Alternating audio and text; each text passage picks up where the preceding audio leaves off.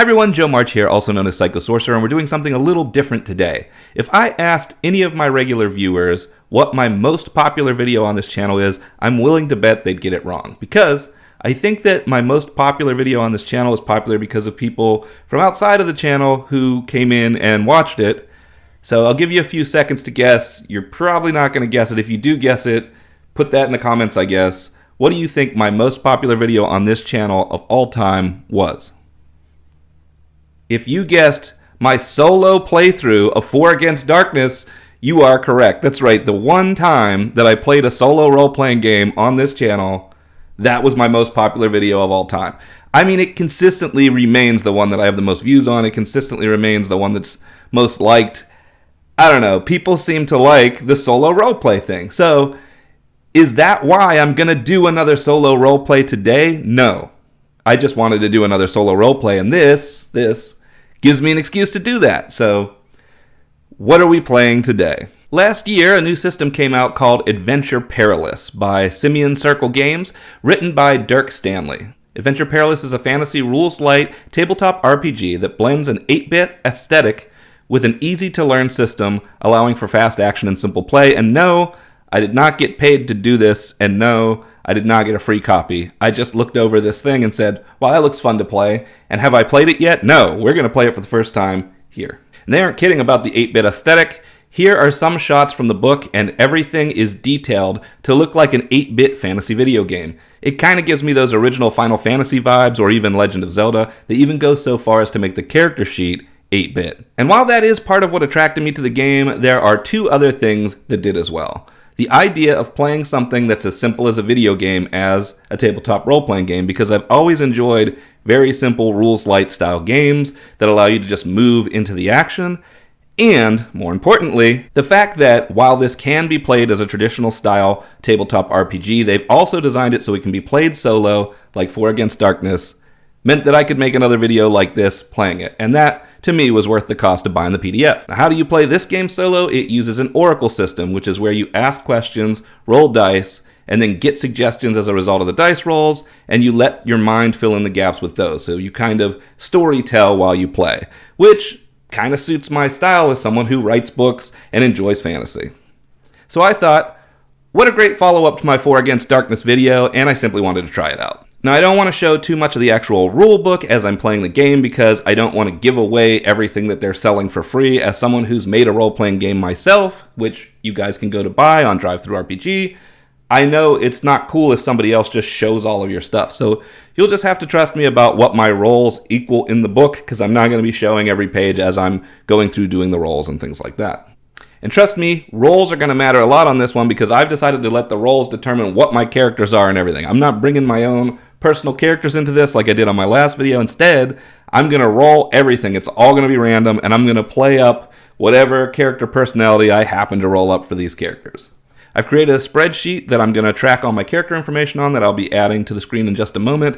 I'll also be sharing Dice with Friends, which is an online portal that allows you to roll dice. It's a free app online, and you can even give the room name you give it to friends so that they can join the same room. You can see each other's dice rolls. Very good if you're doing online role-playing. So you'll be able to see my rolls, you'll be able to see my characters, and I'll probably throw a picture up related to whatever's going on in the game. So with all that said, let's get into some Adventure Perilous. BAM! There it is, all the setup. See that? Like magic. And speaking of magic, let's make some characters. I'm going to have 4 characters in my team. What am I pointing at? 4 characters in my team. So we're going to go through and do each one of them, starting with heritage. Now, heritage is like race in other games, like are you an elf, a human, whatever. And the way I'm going to do it is I'm going to roll for it. And if I end up getting something where I already have one of these characters in that same race, I'm going to re-roll. So the 4 are going to all be from different heritages. All right, Dice with Friends, let's do 2d6. Roll it. 7. And 7 is a merfolk. A mer dude. So the first guy is going to be a merfolk. You can form a lifelong bond with a mer beast, and it will obey your every command. You can breathe underwater and swim really good. You know all about water and water plants and creatures. So we got a merfolk. Our second one, 5. Hound folk. Hound folk. You have keen ears and a strong sense of smell. You are great at following trails and identifying signs and markers. Sweet. All right, what do we got for our next guy? 7 again, so re-roll. 3. Dwarf. You can sniff out gold from far range. You can consume large quantities of ale. You know all about mountains and caves and the things that live and grow in these realms. You are good with a hammer. Nice. And my last guy, 6. Human. That's the human. So we got a human guy in here in this group. What you lack in special ability, your folk make up in sheer numbers and greed. Oh, but you are good with magic and can cast an additional spell each day as normal. Wow, cool. I get an extra spell if he's a spellcaster, which he might not be, because we're rolling on that. In this game, everybody gets the same amount of health at level 1, so they each get 5. Their armor class is always equal to their level plus 5, so they'll each be 6. They all have 2 actions every turn, and their luck is option to roll an extra die when making a conflict/attack roll and keep the 2 highest dice. Ignore the low die, because this is a game where you roll 2d6, as you can see me do. So you would be able to pick another d6, drop the lowest of the rolls, and keep the 2 higher rolls. Whenever you do it, you can do that 2 times per game. So we got 2. And we're going to move on to what is their class. So unlike in other games where classes have their own special powers and whatever, in this game, classes all get a +1 to anything that relates to whatever that class would be, and the classes are rolled for. It's a combination of 2 things. There's going to be basically a word that comes first, a word that comes second, and that's going to describe what your class is. So in this case, we rolled 2d6, but 1 represents the tens place and 1 represents the ones place. So to do that, I'm going to roll 1d6. It'll be the tens place. 50, and then the ones place, 5. So 55, and this is for my merfolk. 55 is sneaky, and then we do this again for the second word. We get 42. Muckraker. So he's a sneaky muckraker. I can get behind that. Sneaky muckraker. Let's see, how can we make this fit?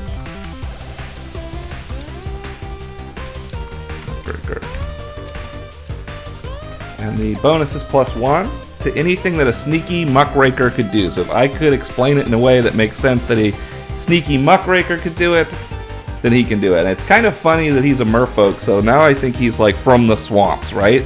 Because he's a muckraker, so like he's used to like noodling in holes and shit like that. He's gonna be like, you know, down home merfolk.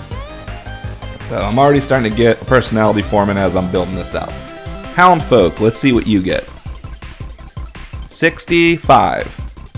Witty. 51. Puppeteer. Wow, okay. So my Houndfolk is a witty puppeteer. He has +1 to that. Great. Great. So not only is he a dog man, he also plays with puppets. He's going to be like talking like Elmo and all that kind of good stuff. That should be fun. All right. Maybe I'll have him always talk through his puppet so he'll sound like a puppet. Dwarf. 52. I keep rolling high. 52 is self-centered. 33. Librarian. Wow. So he's a self-centered librarian. And he's a dwarf, so like all his brethren, they go out and they fight and they mine and whatever, and he's a librarian, but he's self-centered as shit. He's like, I'm actually the intelligent dwarf. So, alright, got it. And our human, 42. Joyous, okay. 23. Farmer. Wow, okay. Joyous farmer. So they picked up a random farmer in their travels and brought him with them. So that's kind of fun. He is literally the everyman. So the human character, like in most books, is literally the everyman that got yanked along for the ride. So I like that. Joyous farmer. We got a joyous farmer human. We got a self-centered librarian dwarf. We got a witty puppeteer houndfolk. And we got a sneaky muckraker merfolk. And that's their classes. The funny thing is, this game also has magic in it. You could say I even left space for Magic 1 and Magic 2. None of these characters have an asterisk next to them, which would mean that they get magic. So none of these characters are magic. So I'm playing a bunch of non-magical characters in the magic game. The humans +1 magic per day thing doesn't even work. But you know what? Since I'm solo playing, and it would be nice to have some magic, I'm going to say because the human can cast 1 spell a day as his human ability, that I'm going to give him 1 random magic spell. It also lets me see how magic works in this game. So he's going to get a magic spell, but I don't need this magic 2, because if someone had started as an actual magic user, they would have had 2 spells, but they could use it like once a day, I think it was. And the human would be twice a day. Instead, we're going to give him 1 spell he can use once a day. So I can get rid of this. Bye-bye, and hopefully that didn't just mess up. Nope, everything looks good. Alright, the item bonus. So classes, as you saw, you got 2 words, you put them together, and now you have a +1 anywhere where you can think that those words make sense to give you a +1. Item bonus is you're going to pick a specific item, and anytime you use that item, you have a +1 to your roll. Since I need to know what items these guys have, we're going to do gear first before we pick the item for each one of these guys. There's not a roll for items in this case, but there is a roll for magic, so let's move on to magic. This works exactly the same way as what we just did. So we got 2 descriptors that go together to make your spell. So we have a 55, which is resurrecting, and a 26, which is geyser. So his spell, his thing he can do once a day, is a resurrecting geyser. That's really weird.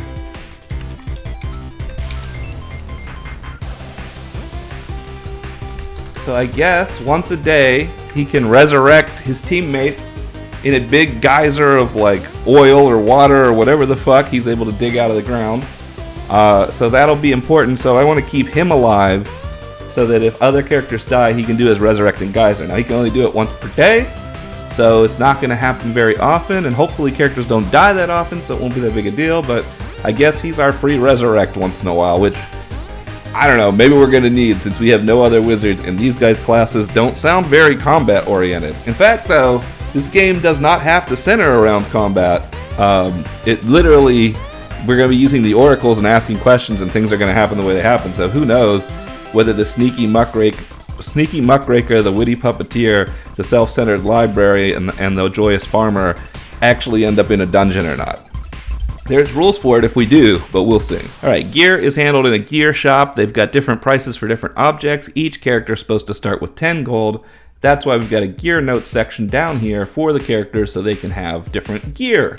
I think the first thing to figure out is what each one of these people is going to use to fight with, and we'll use that first, because that takes the most gold out of anything. In fact, some of it is more than 10. But I figure since I've got 4 guys with 10 gold each, we can pull that together and say 40 gold worth of gear that they can buy in order to get started. So let's see what we've got here. I think that our merfolk, being a sneaky muckraker, it's funny because if he wasn't a sneaky muckraker, I would have thought, like, let me give him a trident because he's a merfolk. I would have gone classic on it. And that would have been a polearm, which is here at 8 gold. But if he's a sneaky muckraker, I don't think he runs around with a big old trident. He's more like a shiv type of guy, so we're gonna give him daggers. Let's give him daggers, which is 5 gold. So he has daggers, and are we gonna give him a bonus to this? You know what else they have in here, actually, now that I'm looking at it? Lockpicks, because I want him to have those too. So he has lockpicks and a dagger and daggers, but I don't think he's necessarily the best fighter as much as he's good at being sneaky. So we're gonna make his item bonus lockpicks +1. Now the interesting thing about this game is if this item was unrelated to his class, he would just get a +1. But since I could say being a sneaky muckraker gives him a +1 to picking locks already, and lockpicks gives him a +1 to picking locks, he can add these together and he will have a +2 when he's trying to pick locks. And he's only going to have a +1 using these daggers, because he'll be sneaky. I'm going to have him sneak up on people, but +1 for this, +2 for this as a result of all that. Okay. What about our hound folk? He has a puppet. I mean, does he really fight? The puppet maybe fights?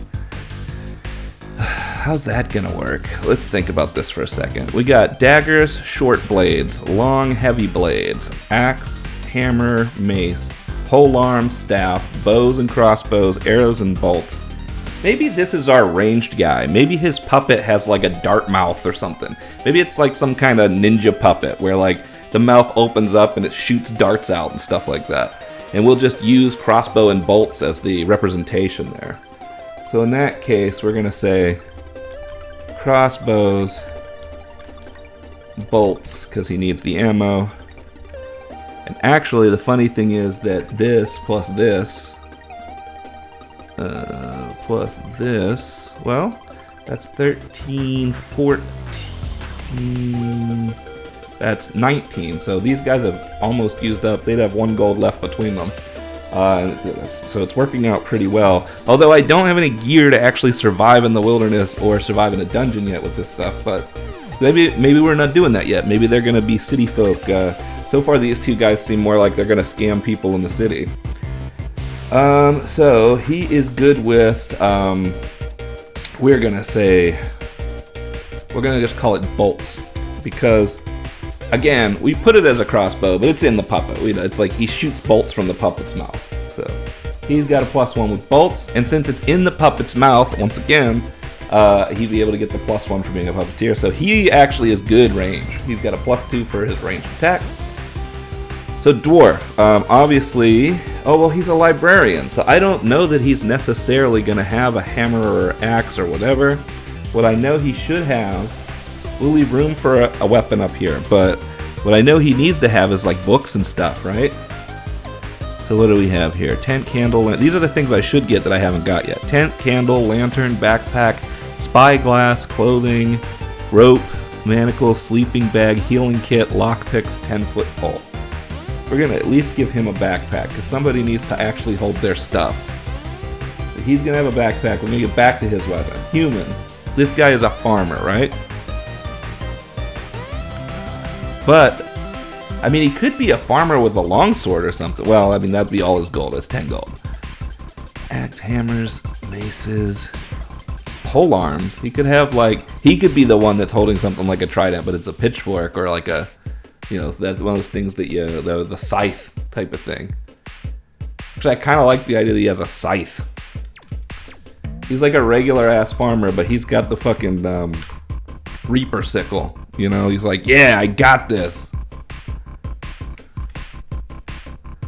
So he's got a scythe. That's 8 gold. So he's got 2 gold left. And the other character has 9.5 gold left. So we have a total of, oh, and they had 1 gold left. So we have 9, 10. Wow, that didn't work in my brain. We have 10.5 plus 2, 12.5. We have 12.5 gold left for these guys.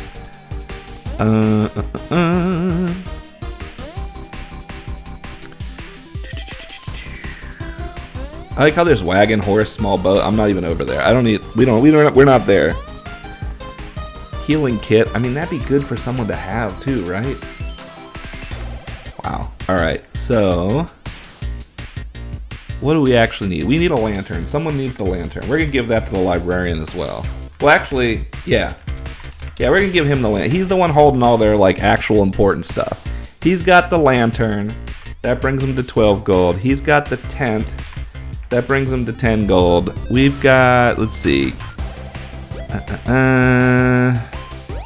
He's got the rope. That brings them to 9 gold. Sleeping bags. I need 4 of them. That's 2 more gold. Am I off the page? Let me look at my stream. Rope. That's about as low as I can go on him. I can put one more thing. We're going to say sleeping bags 4. That all fits on there, right? Yeah, that's still on the screen. Okay.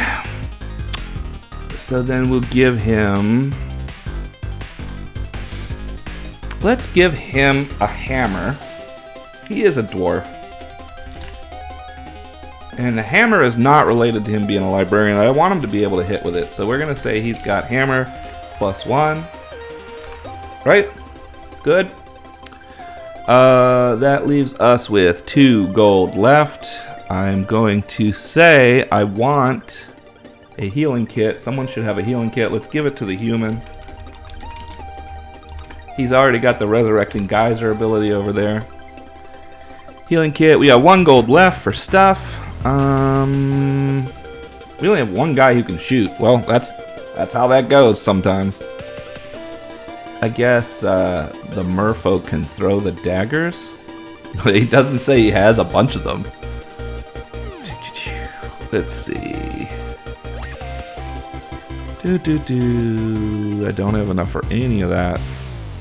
10-foot pole. Let's give him a 10-foot pole because he goes into weird places. That still leaves us with half a gold. Which can be... What can I get for that? Another backpack. Let's give it to the human. Let's say backpack. Okay, yeah, that looks good. And then... What's he also good at? He's good at farming. I'm gonna say he's good at, no, it's not just like a thing, it's gotta be an item. He's good with, what's he good with? Is he good with the healing kit? I don't think we need to roll for the healing kit though, do we? I have to look that up.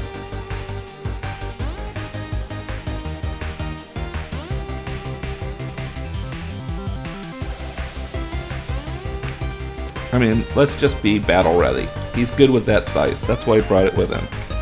Since the scythe is already something that's a farming tool, he can get a +2 on that too. So we got our characters all built. Now I need to name them. Well, I searched the book, and one thing that surprised me is that there's not a name generator. Like, there's no way to just like have an NPC have a randomly generated name in here, apparently, or anything like that. Maybe there is, and I just couldn't find it in a few minutes I searched through here. But I'm going to use a website that I use a lot called fantasynamegenerators.com in order to come up with their names, because I did want everything to be randomized. So rolling on mermen, I get Storm as my first one. He's Storm the Sneaky Muckraker. Storm. Actually sounds kind of more badass than what I was thinking this character would have. Maybe he's got an attitude about it. Alright, let's go with the Hound. Weldon. Really? Weldon? I mean, I guess that works. He is a puppeteer guy. He's like, hi, I'm Weldon.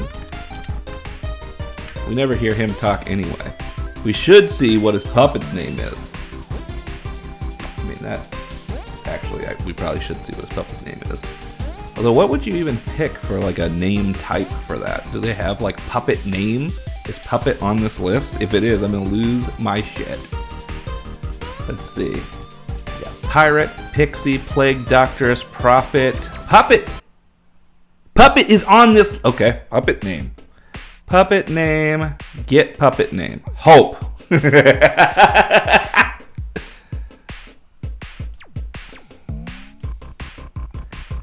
Alright, so... His puppet's name is Hope.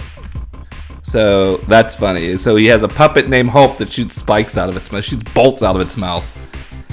Yeah, okay, well then, I see you. Dwarf names. Wetter? Weeder? I can't, well, you know, roll again. If I can't spell it, read it. Jack Drown? Alright, these are... I understand that maybe I'm language impaired. Let's try one more time. Oh my god, what? WHUBRORLIM? Look. It doesn't need to be that authentic. Okay, we're going with this one. Lummel.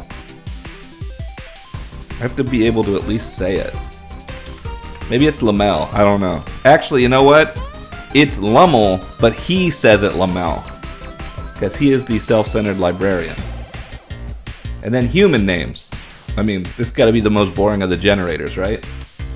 Jake.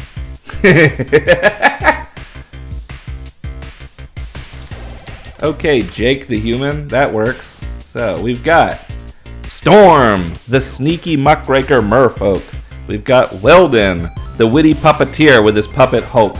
We've got Lamel, the self-centered librarian dwarf. And we've got Jake the human, the joyous farmer, who somehow has an ability to resurrect people with a geyser. Now you may ask, now that we've got our characters and we're ready to get started, how do we know what they're even doing at this point? Well, that's where the oracles come in. We're going to roll on the oracles and figure out what they're up to. So we've got a basic plot oracle that says roll a d6. 2. Protect, defend. So they're currently trying to protect or defend something. So now I can roll on the obstacle oracle to see what type of thing they're trying to protect or defend. And we get a 6. Betrayal. So they're trying to protect or defend somebody, but they're going to get betrayed as a result. So that means now I can roll on the antagonist as opposed to ally list to see what they're protecting that they think is on their side but is not. So first I roll a d6, and 1 or 2 is one list, a 3 or 4 is another list, a 5 or 6 is a third list, and then I roll a d6 on that list. So it is list number 1. And it is item number 5. Criminal. Well, that makes sense. So they're protecting or defending a criminal right now who will betray them, but they don't know that yet. And what do they get out of this for a reward? It is chart 1, number 4. Reputation. So they really think helping this guy out is going to help them out in some way. And that makes sense. So let's think about this for a second. We've got a sneaky muckraker. He's looking for some kind of clout because he wants to be able to get by in kind of a higher area of society without being noticed, so he wants to be able to fit in there. We got Weldon. He's trying to get his puppet show funded, so same idea. Lamel is always looking for clout because he's so self-centered. And Jake the farmer is just along for the ride. He's probably the one, in my opinion, that is questioning if this guy might not be who he says he is or might not be worth their time. So that all makes sense to me, but since it's a criminal, but we don't know in what sense, since they all seem like they're trying to get clout, we're going to assume that this is someone who comes across as if they're in high society, even though they're actually a criminal. I'm going to put the adventure down here. They're trying to protect. Let's give him a name. The name I got from the generator is Cameron. So there is that how you spell it? Cameron? Is that how they spelled it? I don't know. That sounds good though, yep. They're trying to protect Cameron. They think he's some high up muckety muck. But is he? I guess that's the other question. So now we're going to use something called the binary oracle. This has a number from 1 to 6, and depending on what you roll, it'll either be a yes or no, or a yes but then something else, a yes and something else, a no but something else, a no and something else. So we're going to see, is Cameron actually part of high society? That's my question. 2, no but. When it's a yes, no, but, it says indicates a positive/negative response with the but condition. Example, no, I won't join, but I know someone who might. Yes, I will join you, but I need payment up front. So Cameron is not actually part of high society, but he says he knows a guy that's going to help them out. And these chuckle fucks believe him, except for Jake, who questions it but goes along with it anyway because the guys have never been wrong before, so they've been asked to defend him, but in what context? Where are they? What are they defending him? What's he doing that they have to defend him? So we're going to use the complex oracle. It's going to give us a suggestion word, and then we'll build it off of that. And that is 2 dice, so a 52. Possess. So he is trying to possess something that he doesn't, because obviously he's a thief. And he is, well, I guess since They think he's a high muckety muck. He's going to purchase this thing. He wants to possess this thing. He's doing a trade. Sort of like a drug trade, but I don't think it would be drugs necessarily because that would tip them off. I think it's some kind of high expensive piece of art or something. He wants to go and purchase this piece of art. He's saying he's making a trade, but there's danger because thieves might come in order to get the art, and they believe him that that's legitimate when in fact he is the thief going to steal this art, and he is going to betray them. His plan is to cause them to take the fall for his action. So he's going to try to set them up to protect him, get into a skirmish of some sort, and while they're fighting, steal the artifact and get the fuck out of there. And that means we are going into combat right away, but with who? So there must be another NPC that he's making this trade with. He's not even really making a trade, he's going to steal this from. So because he doesn't really have the money, because he doesn't really know a guy or any of that. He's hired them for free somehow. He's talked these 4 idiots into taking the fall for him, basically. So now let's see who he's trying to steal it from. This is going to be someone who is age 6? No. A 6 is young adult. So it's a young adult that he's stealing it from, who has no hair, so a bald young adult. I can definitely relate to that. Not that I'm a young adult now, but I did go bald real early in life, in my 20s. Body type 8 is average. Okay.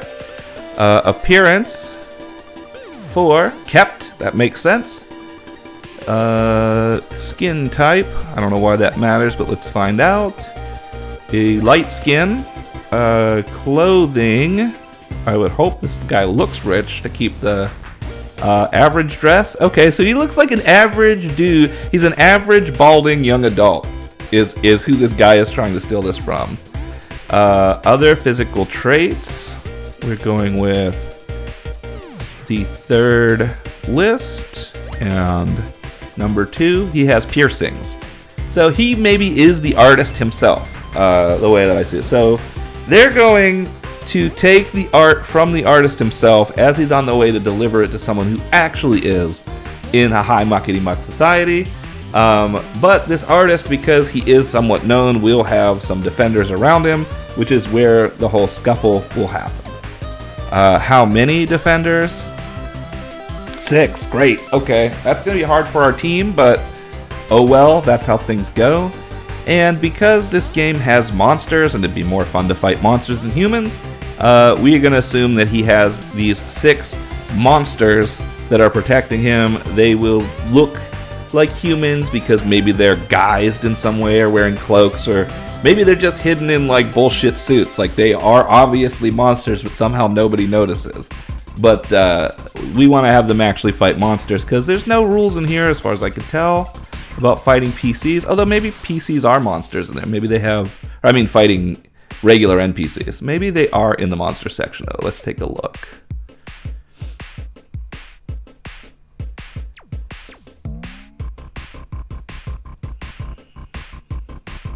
Oh yeah, things like dwarf and stuff are in the monster section. So yeah, you could be fighting regular people as well. Let's see what type of rolls we can make though, in order to make all the monsters one type, and we'll roll on it, and that's just what they'll have to fight. Alright, and since I do want this to make sense in the world setting, instead of rolling to see which one of the 3 charts I'm going to roll on for the monster, I'm going to roll once for each chart, and whichever one of these 3 makes the most sense as looking the most human is what they're going to fight.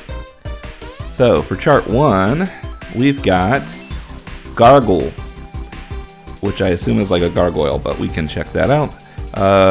Chart 2, we've got Rattling, and chart 3, we've got Zombie. Zombie would be pretty easy to dress up like a human. I think that makes the most sense. So our artist is in fact also someone who is a necromancer. So in addition to making art that he's selling, whatever piece of art it happens to be, he makes art with dead bodies and brings them back to life. So he is a necromancer. They've really gotten himself in a bad situation. He has 6 guards that are actually zombies, and I don't think that even the person leading them into this trap knows this, but let's find that out with the Oracle. So we need a yes/no roll for yes and. Yes and. So for yes, no, and, it says indicates a positive, negative response with the and condition example. No, I won't join you, neither will my friends. Or yes, I will join you, and I have some friends who might join as well. So he not only does he know they're zombies, not only does he know this guy's a necromancer, but he also knows how to get around their traps. He knows how to, like, get in and get out and get what he needs without being seen, which is why he's planned this entire thing.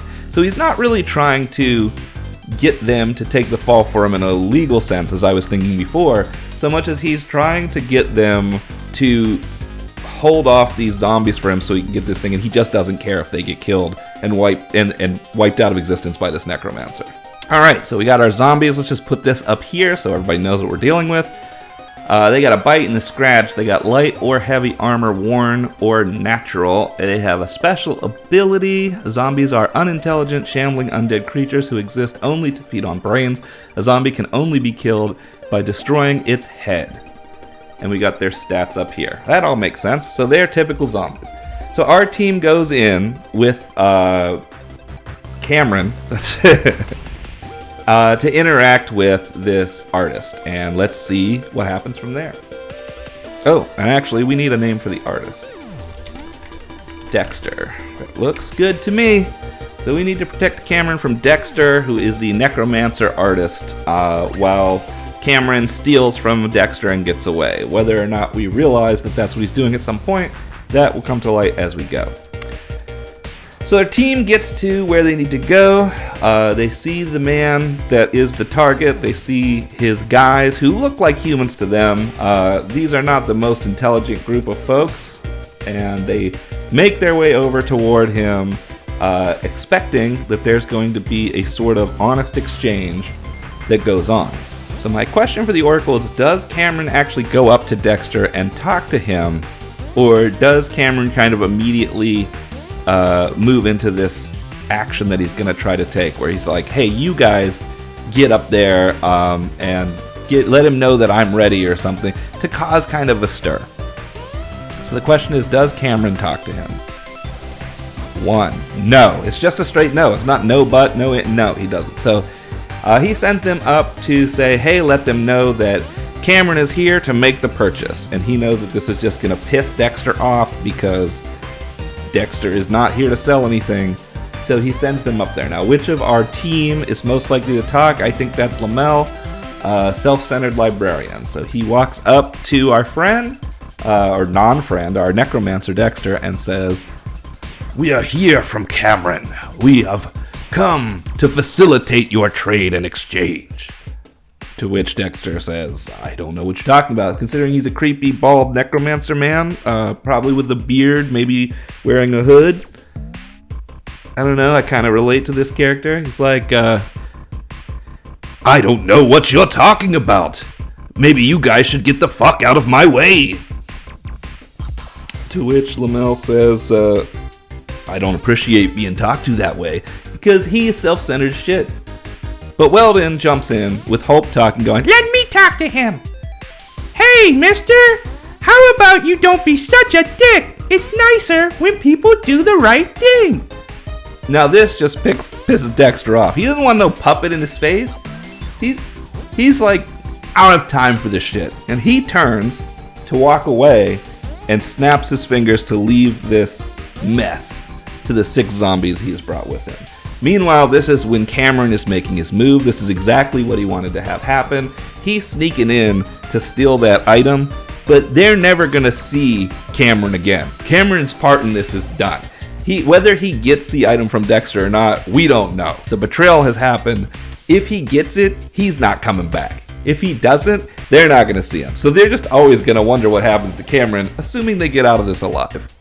So now we're going to make an initiative roll for both of the forces. I think in the game itself you would make an individual initiative roll for each character, but since I'm playing a group of character versus a group of enemies, we're just rolling to see whether the characters or the enemies go first. So the enemy rolls 6. That's not good for me. The characters roll a 1. Wow, alright, so that's pretty cut and dry. The zombies attack first, which I guess based on what we just explained makes sense. So the zombies go, and the way that I'm going to have this work is that each zombie, the first 4 zombies will each attack one of our characters. So we get 1 attack on Storm, 1 attack on Weldon, 1 attack on Lamel, 1 attack on Jake. And then the last 2 will go in there and randomly attack 1 each. So, normally in this game you have range bands as well. So you would have like close range, medium range, long range. And if someone wanted to use an action to move, they could do that, and they'd move 1 range band closer. Unfortunately, our heroes were right up there talking to the guy, surrounded by his guys. So they're already in close range, which means each one of these zombies has 2 actions. We're going to say that they've positioned themselves with the first action to be in close combat. We'll say that they were at medium because I don't think you'd be like surrounded by them at first when they just walked up. They didn't like get right in the guy's face. So they all take their first action to surround our team and then the next action to attack. So the first zombie is going to roll, and this we need 2d6. They roll 2d6, they add nothing to it. Right, they add nothing to it, and they're trying to beat the armor class of each character, which is a 6, which means they need a 7 or higher. So the first zombie attacks Storm, gets a 12, the highest he could possibly get, so he definitely hits him, and that does 1 damage. So Storm's health goes down to a 4. The next zombie attacks Weldon. He gets a 3, so he misses. The next one attacks Lamel. He gets an 8, so he hits him, bringing him down to 4 health. And the next one attacks Jake and misses. So, kind of a combination of hits and misses. Since Weldon and Jake were both missed, we'll say that they're the ones who have the extra zombies on them. So Weldon is attacked by one of the extra zombies and hit. Brings him down to 4, and Jake is attacked by one of the extra zombies and missed because Jake is a Chad, apparently. So, at this point, the 3 guys who didn't know that something was up all got hit. And now they're like, hey, wait a minute! And Jake dodges both attacks of both zombies and is like, I warned you guys. Now our heroes get to go. Storm, he's got 2 actions to do. One thing he's going to try to do is sneak around behind the zombie he's fighting and stab him. That's pretty straightforward. Since he's sneaking, he gets his +1. So it's 7 plus 1 is 8. The zombie's armor class is 6. So he hits him. So he does 1, which kills that zombie. So he sneaks around, stabs that zombie, kills him. And as he's over there, he's moved himself between that zombie and one of the zombies that was on Weldon. So now that zombie will be on Storm, and he'll use his second attack to try to attack that zombie as well. 10 plus 1 is 11. He hits him too, kills him. So he just takes 2 of them out. He spins around, kills one, goes over here, kills the other one. They both drop. 2 stabs him with his blades in the head as if he knows what's going on. From the distance, Lamel yells out, "Good thinking! You have to kill zombies by stabbing them in the head." And Storm goes, "They're zombies?" Because he just stabs people in the head, apparently.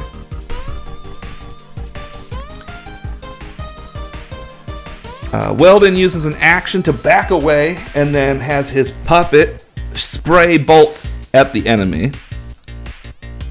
And he hits. "Take this! You're not being very nice!" Bap, bap, bap, bap, bap. Kills that other zombie. So the 3 that were on Storm and Weldon are now dead.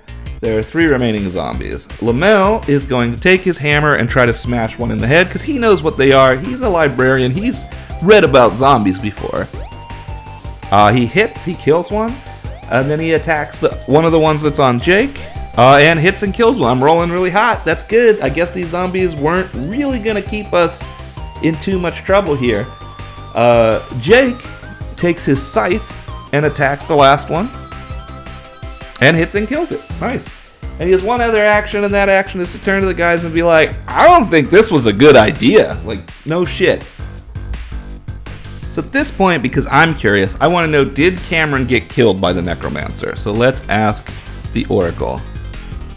6. Yes. It's not yes and, it's not yes, but yes. So he got past the guards, he got to the guy, he used all of his knowledge, and the necromancer obliterated his ass. We didn't see it happen. It happened off screen, but he ain't here no more. We don't need to worry about protecting Cameron. Now what we got to worry about is this necromancer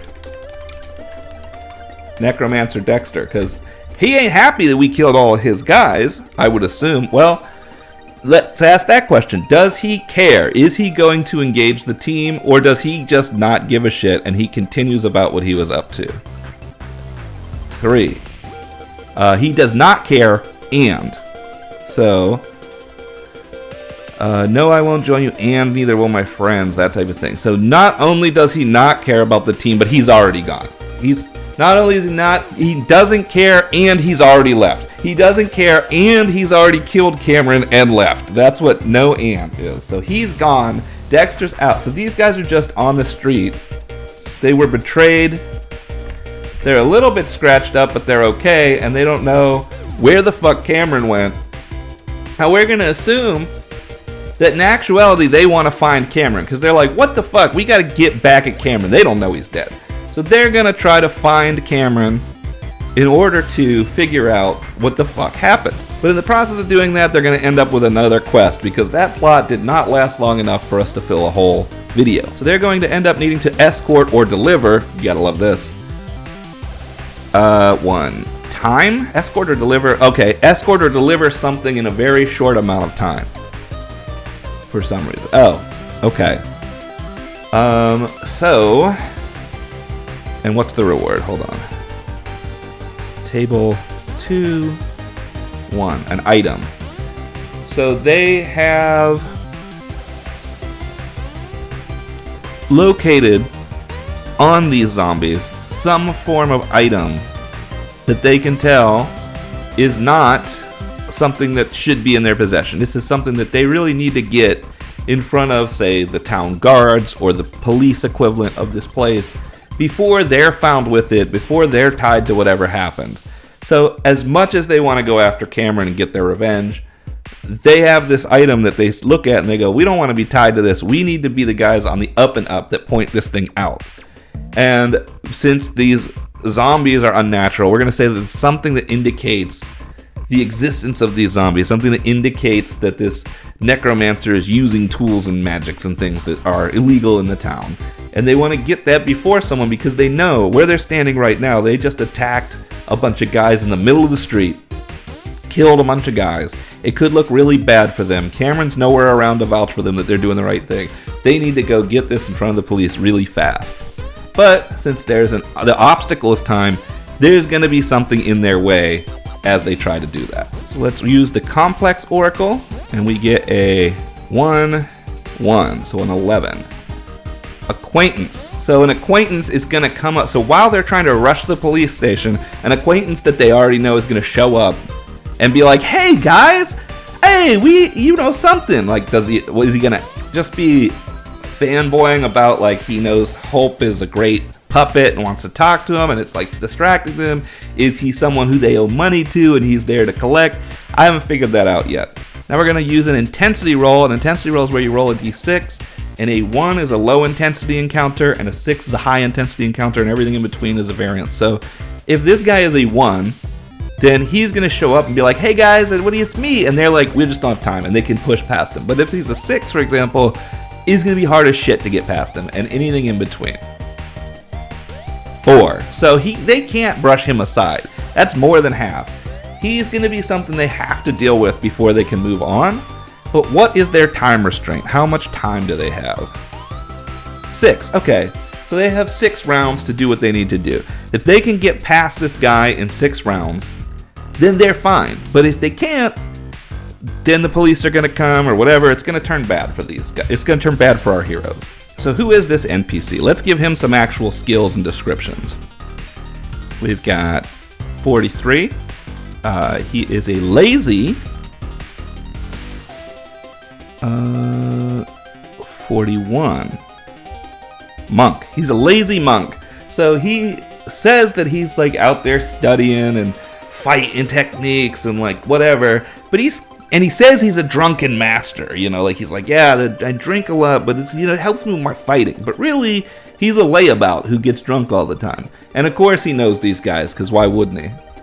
His quirk is from table 2, and he's a know-it-all, so great. So he thinks he knows what's up. He's going to talk to them about some conspiracy theory or something. He's going to be like, hey guys, did you hear about the thing that's going on?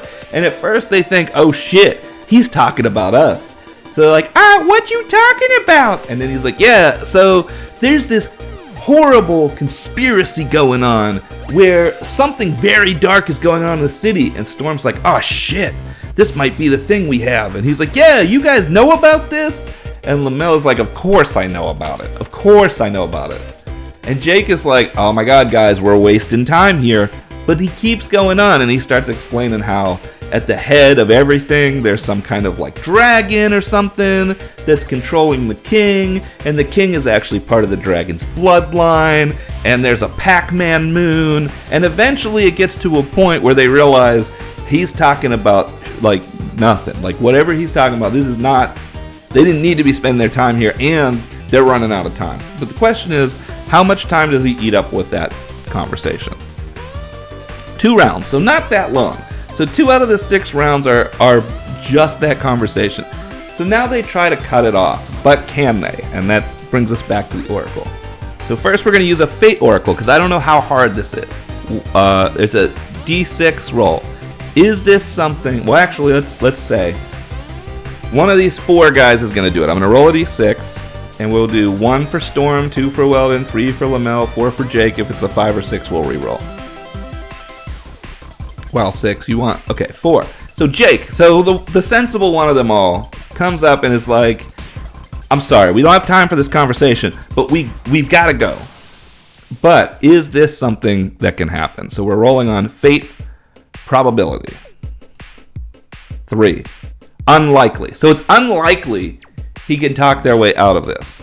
So unlikely is not a no. So we're going to have to make a roll for Jake. Now he's a joyous farmer. That'd be a +1 if that had anything to do with what they're talking about. Unfortunately, I don't think it does.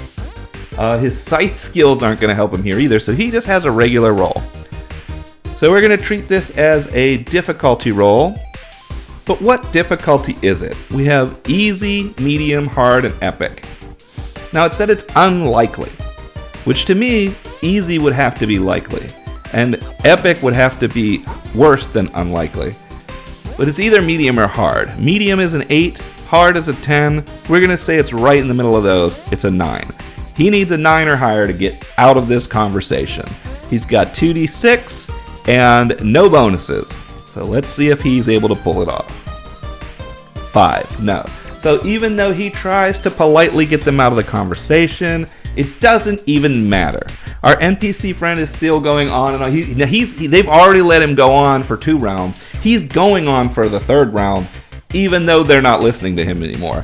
He's starting to bring in stuff about the different things the medical people are doing in the town and how that relates to stuff. He's talking about the clerics and how they're actually all in on it and how everything might be actually just some kind of game that everybody's playing. This might be a simulation of some sort in the mind of some person who's just speaking to an audience on a crystal ball or something like that. And the scary thing about this is that the NPC is actually close to right in this particular thing, and because of this, it causes them all to pause, and they lose that round as well. So they've only got 3 more rounds to get by. Now, back to the Oracle. My question this time is, do any of them get mad enough to actually attack the NPC? 2, no but. Which is like, no, I won't join you, but I know someone might. So no, they don't get mad enough to attack him, but they get aggressive. So now they're shouting him down. They're trying to silence him. And my other question is, Lamel, does Lamel try to take the artifact and get out of here on his own? Because he's the type of guy who's like, I don't have time for this, and he'll just walk off without them. 1, no, he doesn't do that. So he respects his own friends enough not to do that to them. So they're going to try now to shout this guy down. Which one of them is going to do that? 3, Lamel. Okay, so Lamel is going to come in here, and rather than shout him down, what he's going to do since he's like, you know what, my friends are trying to shout this guy down. I can't just leave them here, but I've got the knowledge.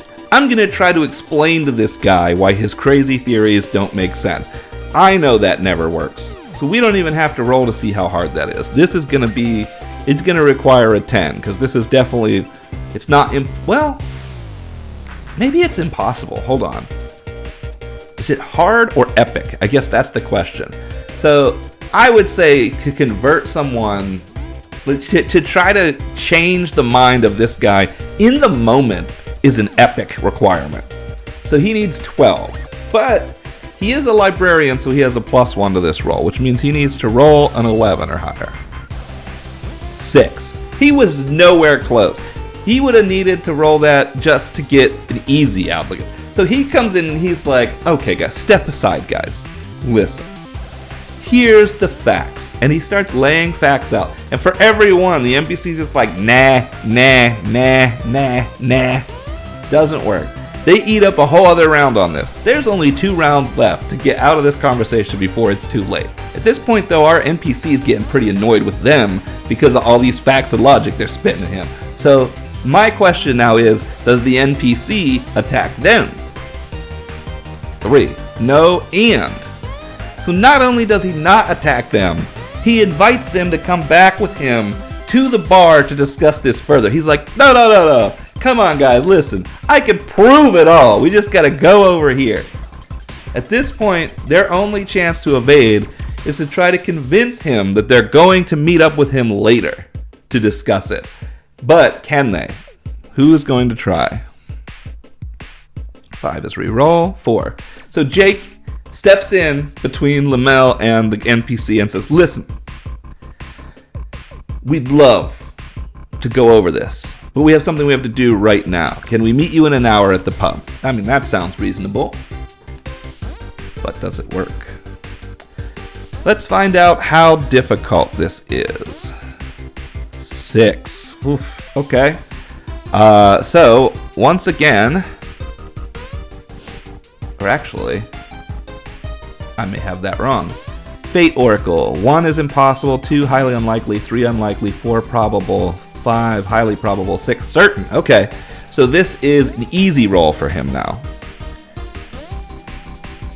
And we get a 5, and he needed a 6. So, yeah, so he's like, yeah, I mean, that's a good idea, but it'd be better if you guys came now. I don't want to lose my train of thought, you know. And they're too polite to just let him go. So they've got 1 round now to convince him. So what I think is going to happen here is that Jake is going to try to take one for the team. He goes, I tell you what, I'll come with you to the bar, and the others can meet us there in an hour, because he's got to let them get the item where it needs to go. And we'll see if he can make that happen. 4, he didn't. So not only does that not convince him, but that throws him into a rage. And he's like, you guys just don't like me. You guys don't think I'm a cool guy. You guys hate me. He starts spiraling in a downward spiral. And they all come around to try to comfort him. Especially Hope, who's like, everybody's special in their own way. But at this point, the guards come by saying, hey, we saw some suspicious activity in the area. You guys know anything about this? Now, my question for the Oracle. Do the guards know that these are the 4 people that were involved in the altercation? 1. No, they don't. Just a straight no. Alright, so our team has to try to make it seem like they don't know anything about what's going on. Now we're going to leave this to Storm because he is the sneaky muckraker. He will get a +1 to his attempt. But how hard is this? What is the fate on this? 4. Probable. So he needs an 8. 9 + 1 is 10. No problem. He walks up to these gentlemen, listen. There is nothing that we know about whatever happened right over there. We are over here. And they're just like, oh yeah, okay. No, that's a good point. We didn't think about that. And so this earns them a little extra time. Although now, they can't really go to the police on this anymore because they just convinced the police they don't know anything about this. So they have this item now, and instead of trying to get it somewhere, they really just need to get rid of it. They need to get it out of their possession before the police find it on them. So the police leave, but how long until they bump into them again? 4 rounds. So they got 4 rounds. Now they really want to get away from their friend here, but they do wait around because they want the police to be far out of sight, leaving them 3 more rounds to try to get away from here. So at this point, they're going to be, as a united front, look man, we really got to go. We can meet you in an hour. That's the best we can do. I'm going to say that they have advantage on this because the police were just hot around them. And our conspiracy theory friend is pretty sure that something's going on here because he's always sure something's going on here. And so let us see if we can pull off an 8. We have a +1. 8 + 1 is 9. He says, yeah. Okay. Well, we'll meet in an hour. I see now. You guys are definitely doing something important. There's something going on here. You guys got to tell me what's going on here, though. They're like, oh yeah, we'll definitely tell you. Storm is like, we'll tell you everything. Don't worry about it. He's never going to tell him what really happened. So now they're going to continue on their way. Oracle. Do they run into any other trouble on their way to trying to get rid of this item? 2. No, but. Like, no, I won't join you, but I know someone who might. So it's a no, but a positive. Well, in this case, it's no, but the opposite of that. So they don't run into any trouble, but it's harder than they think to find a good way to get rid of this. They can't just throw it in a dumpster. They start to talk about, like, what if there's something about the magic that's still on us? They start to think about this way too much once they're in a quiet space. And so they decide that what they really need to do is destroy this item. So they're going to have to take it somewhere where they can destroy it in quiet. And Lamel is pretty sure that he's read enough books that he knows how to destroy a magic item like this using his hammer. If he can find a forge or an area where they can set the item down where he can smash it. But since they don't want to do it in the town, they're going to sneak out to the back. And try to make their way down into an area that's been abandoned for a while. Maybe it's dungeon-like, but they don't think it's a dungeon. And of course, we're going to run into some adversaries while we're down there because we need a little bit of dungeon crawl in this game. But since it will take them more than those 2 rounds to get out there, they are going to have to interact with the police again. In this case, I'm going to say that since they're going through the gates to get out of town, they have to go past the guards without looking conspicuous. Now, how alerted are the guards? That's a good question. So we're once again going to go to the Fate Oracle to see how hard it will be for them to get out of the town. 5. Highly probable. So the guards at the front aren't really looking for them. They don't know that. But the guards are just inspecting like normal. So they're not looking for this item. They're not looking for these people. Pretty easy for them to get out without the item being noticed.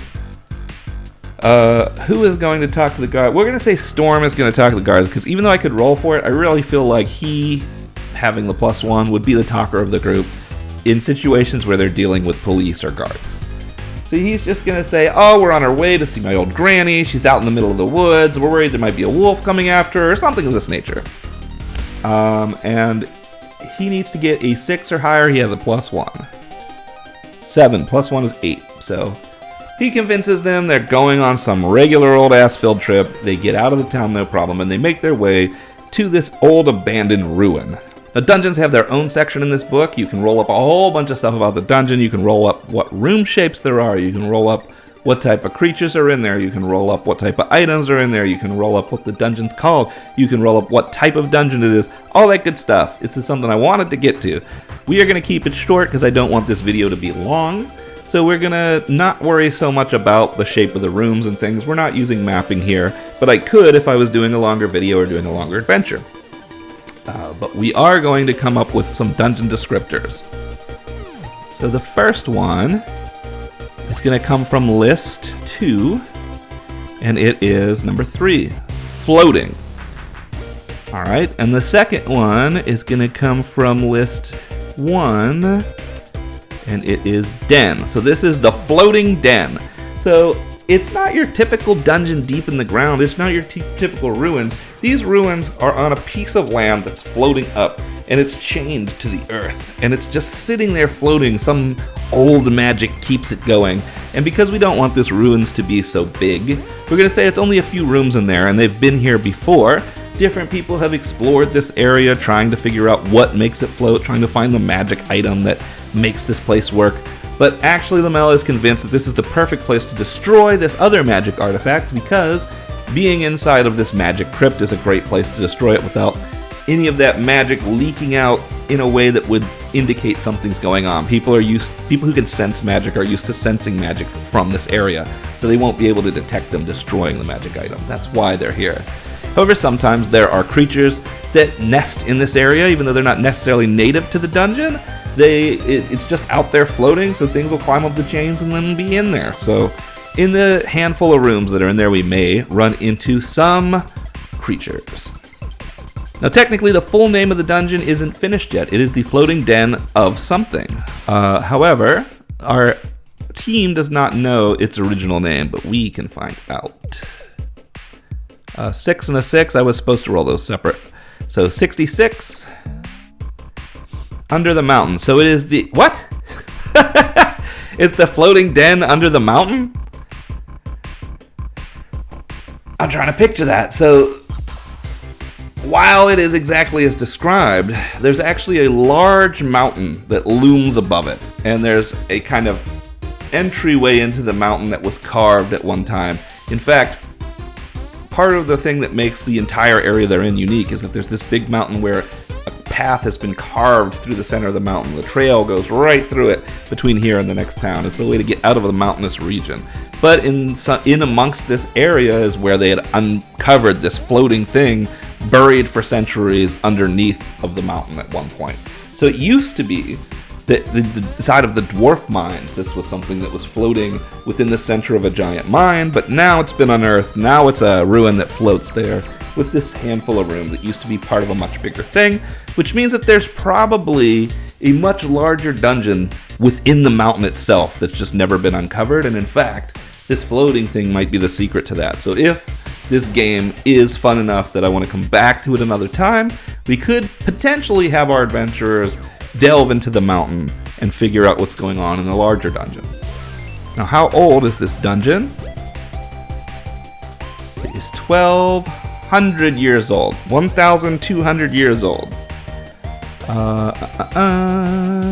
We don't need a dungeon location because we've already determined that. Dungeon entrance is, we pretty much described that. Entrance guardian. Is there going to be a barrier to their entrance? First, we see which list, the first list, and second, the first item. Easy enemy. So there's going to be an easy enemy on their way into the dungeon. And how many? 3. So 3 easy enemies. They're going to be from list 2, enemy 6, serpent flame. Flame serpents. Alright, so 3 flame serpents are guarding the entryway, and they see no way around it other than to fight them. These things are immune to heat and poison, which is not really a problem for our adventurers. They're weak to cold, not really helpful to our adventurers. Flame serpents hang out in mountainous areas. Well, that's lucky. Especially near volcanoes. That's unlucky. They can breathe fireballs, so they can attack from a distance with fire breath. We are going to say that these guys notice them at long range. So getting up close would take 2 actions, and these creatures can shoot from a distance, or they could move forward to bite. Who's going first? Let us roll for enemies, a 4, and for us, a 2. So great, enemies go first again. Now as our heroes approach, these things just volley fire at them. They're not going to approach us, they're going to shoot fireballs at us, and since they have 2 actions and they're not moving, they're gonna get 2 attacks each. We're gonna get 6 total attacks. We're doing the exact same thing as last time. So first attack goes on Storm. A 7 will hit him and do 1 damage to him. He gets hit by fire, not something that a merfolk is used to. Second attack hits Weldon. Oh, he's not loving that. He doesn't want his puppet to burn. Third attack hits Lamel. Wow, they might just turn their asses around at this point. And he's worried about his book burning that he's got in his backpack that he's still renting from the library himself. Fourth attack hits Jake. Wow, alright, that's the first time Jake got hit. But he's not used to fighting no flame serpents. And we got 2 more. We'll roll. A 1, 2, 3, 4 is Storm, Weldon, Lamel, Jake. A 5 or 6 is reroll. So Storm and Jake are going to take the other 2 attacks. So on Storm, we get a hit again with another fireball. He's down to 2 health. Not looking too good for him. And for Jake, he dodges it. Because now he knows what he's looking for. So Storm is not feeling too good about this. He's down to 2 health. He don't like that very much. So, he's not loving that. I think there's a chance that he might leave a situation like this. So let's go to the Oracle and find out. So my question is, will Storm run? 3. No and. Okay. So not only will he not run, but he will also take the initiative to run up there and fight these snakes. That's what I'm assuming that means.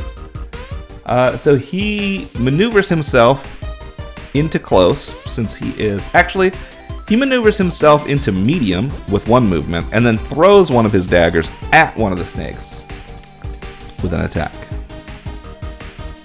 He has a +1. A 2, he misses. So he chucks it, it bounces off the wall, flings somewhere else. He swears to himself, and then it moves on to Weldon's turn. Now, Weldon can hit them from here. He just opens up his puppet's mouth and goes, "Suck it, bitches!" and shoots bolts right at them. Hit, he kills one of the snakes. And a second action, 5 plus 1 for the bolts, plus 1 for it being a puppet is a 7, which is what he needs to hit these snakes. So he kills 2 of the snakes. Dead. Lamel is going to move into close range, but that's going to take him 2 actions. Jake is also going to move into close range. Actually, no. Jake is going to move up 1 range closer and then use his healing kit on Storm. And heal him 2. So now he's at 4. But now that's used up. And now it's the snake's turn again. So now we have killed 2 snakes. So there's 1 snake for each of them. It'll be fireballs on all of them except for Lamel, who's up close. So Lamel will get attacked by an actual snake bites, but the others will get fireballed again. Snake attacks. Actually, I think I only rolled once for each of the snake attacks last time, and they should have had 2 attacks, so. Oof, that's rough. Well, let's see if in past history if those snakes had hit. So we have a 12, so they would have hit Storm. That's going to bring him down. 1 more would have dropped him, so we may have to change history. 5 is going to miss Weldon. A 7 is going to hit Lamel, bringing him down to a 2. A 9 hits Jake, bringing him down to a 3. The extra ones, 1 would go toward Weldon, who dodged. That hits him, bringing him down to a 2. And then the last one is going to attack Jake. And misses, because it's exactly his armor class and it needs to be above. So, this is actually where they're at the start of the round. Now the snakes get to do their 2 attacks each. I think we might be dead here, fellas. I think this might be where these guys end their mission. So, fireball on Storm. Misses. Second fireball attack. Misses. Okay, alright.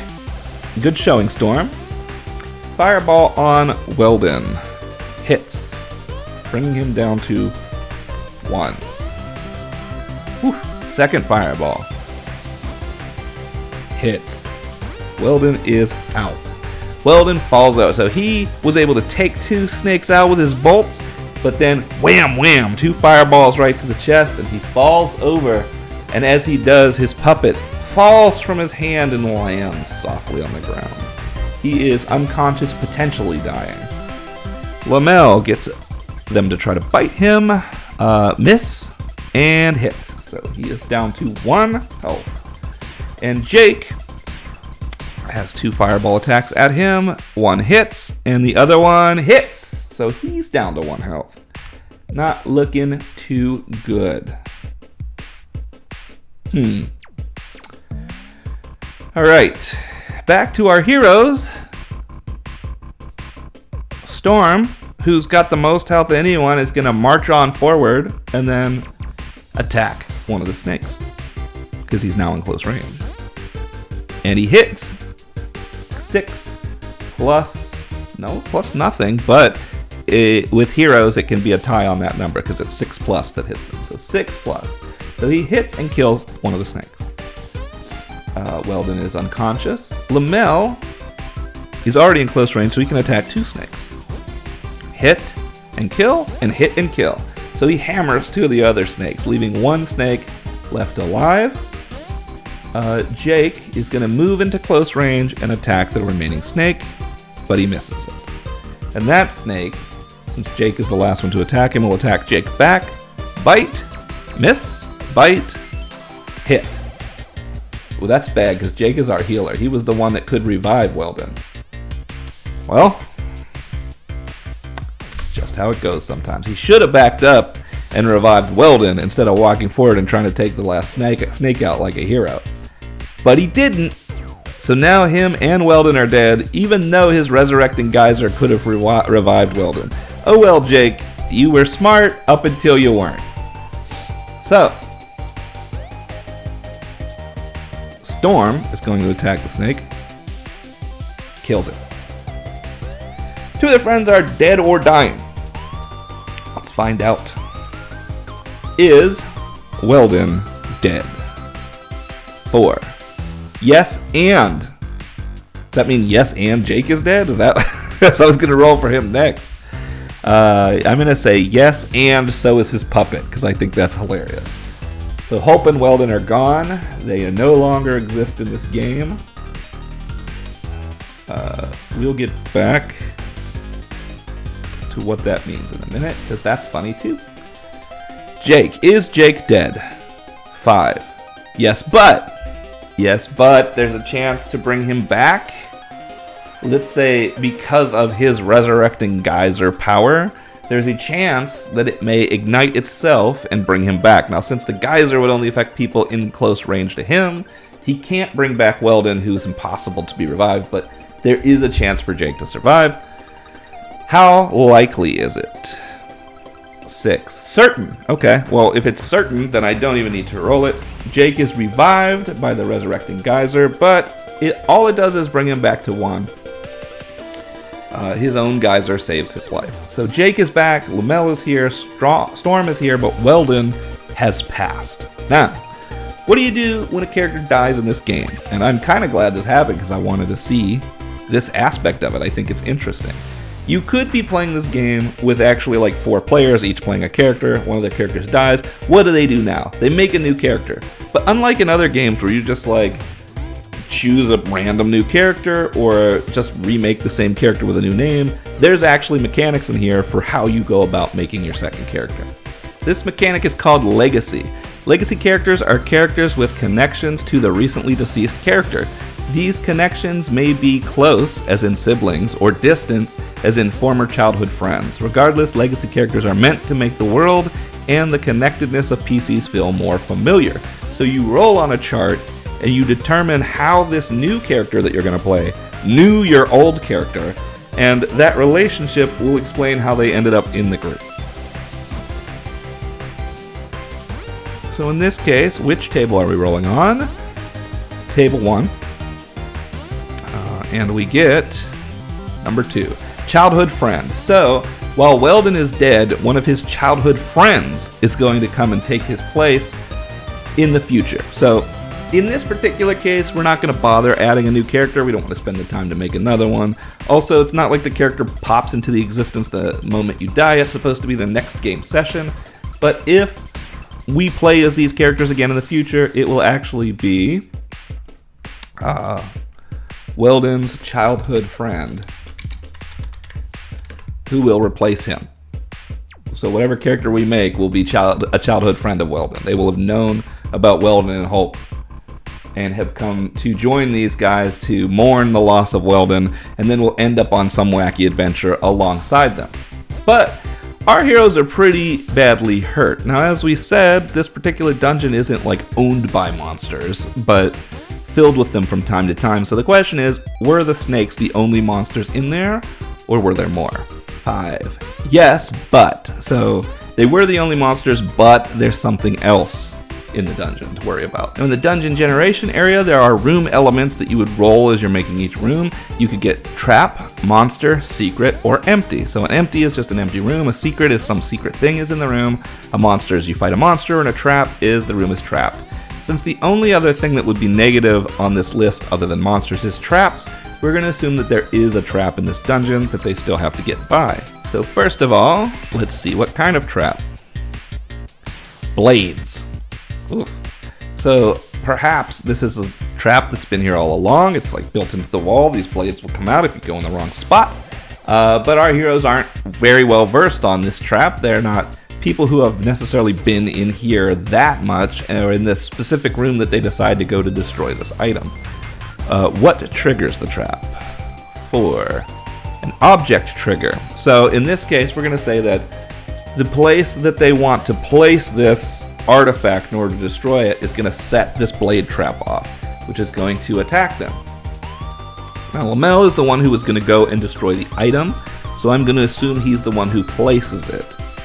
The difficulty of the trap determines damage. Easy is 1 damage, medium is 2, hard is 3. Regardless, if the trap hits him, he's going to die because Lamel only has 1 health left, and we don't have any healing kits left. But can he spot the trap? A roll of 1 to 3 indicates it's sprung, or 4 to 6. 6 means it's not. So I want a 4, 5, or 6. 3. Unfortunately, Lamel walks up and places the item to be destroyed, and blade traps cut his head, cleaving it from his body. And since it's already, the resurrecting geyser has already been used once today, we can't use it on him either. So Lamel is also dead.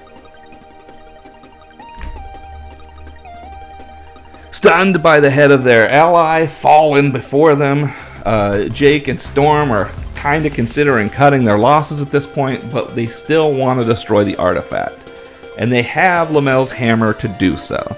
So in order to make sure that they're never tied to any of this, the two make a kind of pact with each other not to talk about this and all that sort of thing, and definitely not to tell the conspiracy theory guy they're going to meet with within the next 30 minutes. But they make a pact to just take this to their graves, and they decide to just destroy this on the floor where it lays.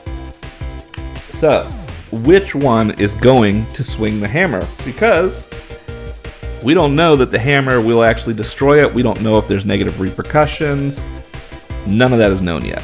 So my question for the Oracle is Storm the one who will swing the hammer?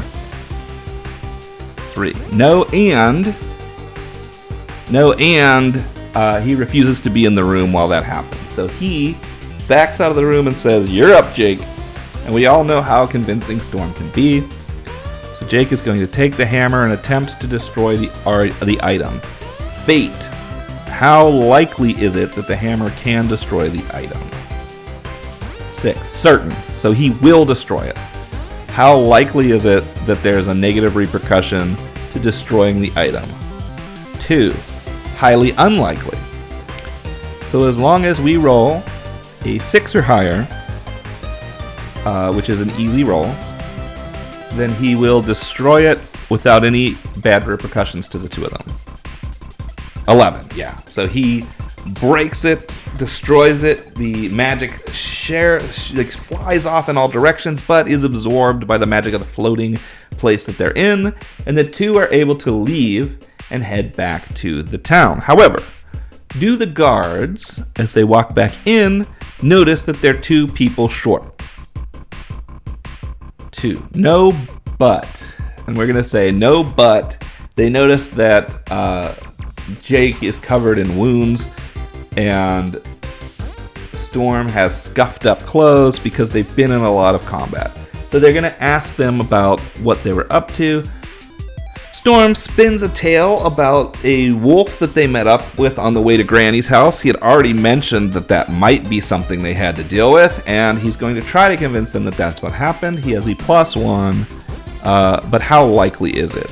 According to the fate, it's unlikely, so once again, he needs a 9. 8 + 1 is 9. He barely gets by. They eye him funnily, but the 2 are allowed back into town. They make their way to the bar to meet their friend, giving them an alibi about where they're at because he's happy to say that they've been there the whole time. And later, their 2 friends are found dead outside that area. It is determined by the police that these 2 may have been involved in something to do with these other zombies, but they don't tie it back to Storm and Jake. They tie it to the 2 dead.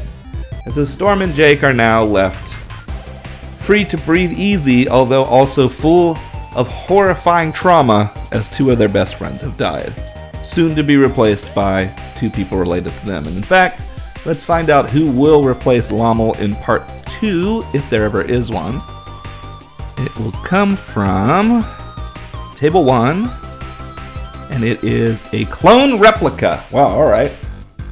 So, shit.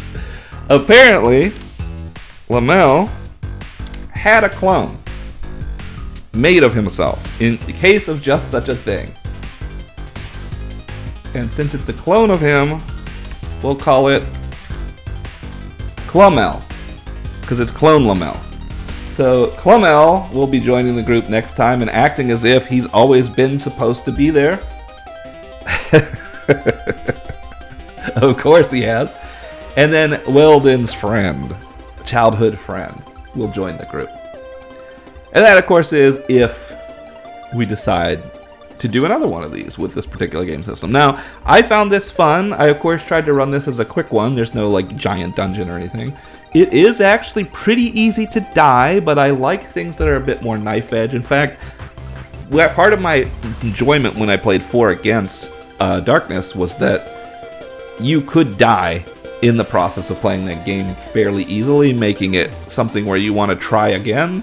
I don't necessarily prescribe to the idea that every role-playing game has to make it so that you guys are super powered or whatever. I kind of enjoy this. This is simple enough for me to run 4 characters at once and have them get into these messed up situations. Now, we didn't really show off a lot of what the dungeon mechanics were in here, because you can make extremely detailed dungeons. We didn't go into the multiple monsters they have. We didn't go into the fact that they have overworld map rules in here, where you can explore the overworld as well, and that also has things you can roll on in order to do it.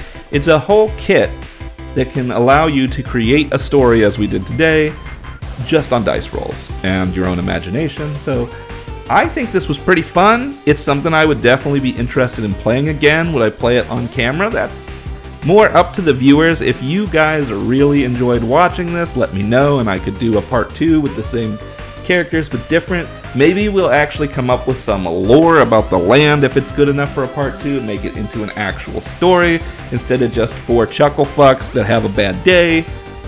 I don't know.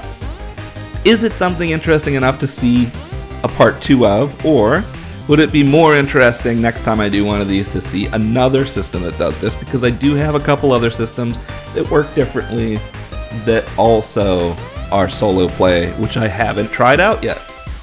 My overall rating of this was that it was really fun. So I would play it again. I would even consider playing this as a game with the game group that I normally play with once a week. Although it's not the type of thing that we would normally play in that group. I don't think it's something that would replace a long-term game we play. But sometimes we have these downtime periods in between games where we want something that's only a session or 4 sessions or something. And we need someone to build it quick. And I think this would be great for those situations. We need a breather between long campaigns. So a really good, fun, quick game that you can pick up and play whenever you just have some time with some friends, or something that you can have the PDF ready to go if you're just somewhere where you're like, we're going to do all these activities at a con or something, but maybe in the evening we're going to get together and play like a 2-hour RPG that's just randomly generated. We're just going to have fun. This would be great for that too. It really does move quickly, and it really does allow you to stretch your imagination muscles. So I liked it. That's pretty much all I have to say about it at this point. If you liked it too, obviously you can go look into it. It's on DriveThruRPG. If you like me and you want to get me money, then go on DriveThruRPG and buy Realms of the Ancients, which is my game. That is not this game, but it's also a cool game. But that game is for multiple people. It's not built to be played solo. Not saying somebody out there can't build a way to play it solo, and if they did, I'd love to see it. Until next time, safe travels.